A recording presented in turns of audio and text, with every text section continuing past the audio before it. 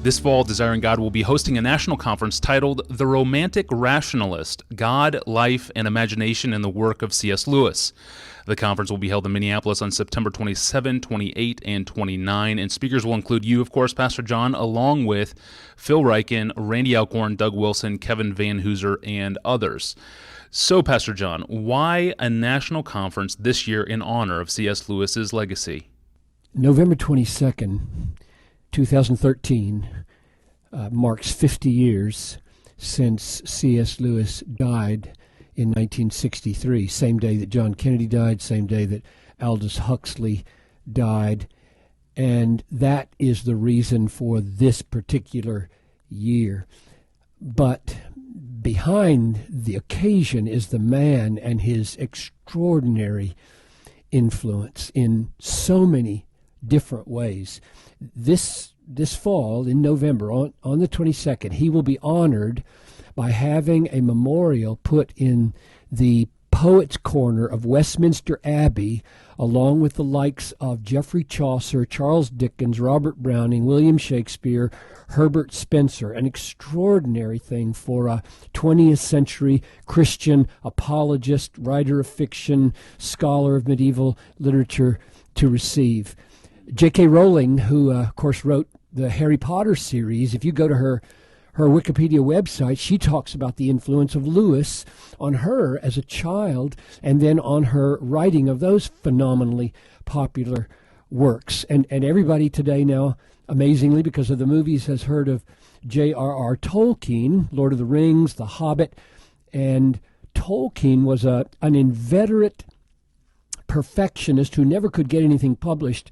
And Lewis recognized the skills, the power of his storytelling ability. He recommended him for a Nobel Prize, and he encouraged him along. And so, in a sense, you could say that Lewis is kind of the grandfather of the Tolkien Lord of the Rings series that everybody loves these days. He was a writer of fiction in his own right because of the Chronicles of Narnia. 100 million copies sold in 47 languages, 3 successful movies, not as successful as The Lord of the Rings, but still remarkable influence in the 21st century of a man who considered that he thought his works would be forgotten within 5 years.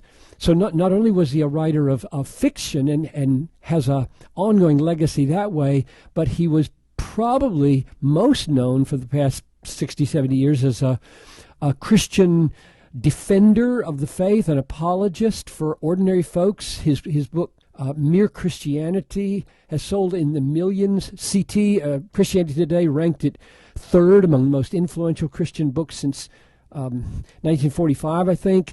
He made famous that liar, lunatic, Lord trilemma, it's called, where Jesus Christ cannot be viewed as merely the ordinary, upright, moral teacher minus divinity, because he said so many crazy things, so that he was either a liar when he said, before Abraham was, I am, or he was a lunatic, Lewis said, on the level of a man who thought he was a poached egg. And so let's have none of this nonsense about how we love the moral teachings of this wonderful man, when he in fact should be in a sane asylum or in prison because of his lying immorality or his lunacy, if you don't think he's Lord. And that was the amazing impact that he had in Christian apologetics. So, and it was an enormous influence on Christians, people like me. I mean, I would put Lewis in the top 5 people on the planet who have influenced me. And the folks that are coming to this conference, I don't know if they talk like that. I think Doug Wilson talks even more lavishly. He said, I heard him say that C.S. Lewis has had a greater impact on him than the sum of all the other writers he has ever read.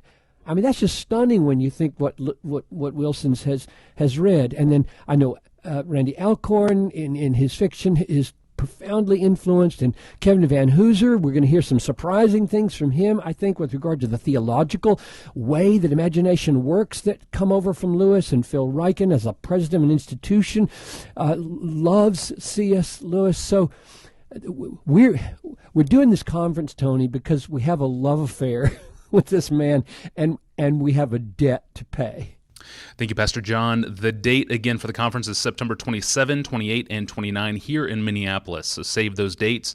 The conference is titled The Romantic Rationalist, God, Life, and Imagination in the Work of C.S. Lewis. More details and registration information will be available soon at desiringgod.org on the blog and under the Events tab. I'm your host, Tony Reinke. Thanks for listening.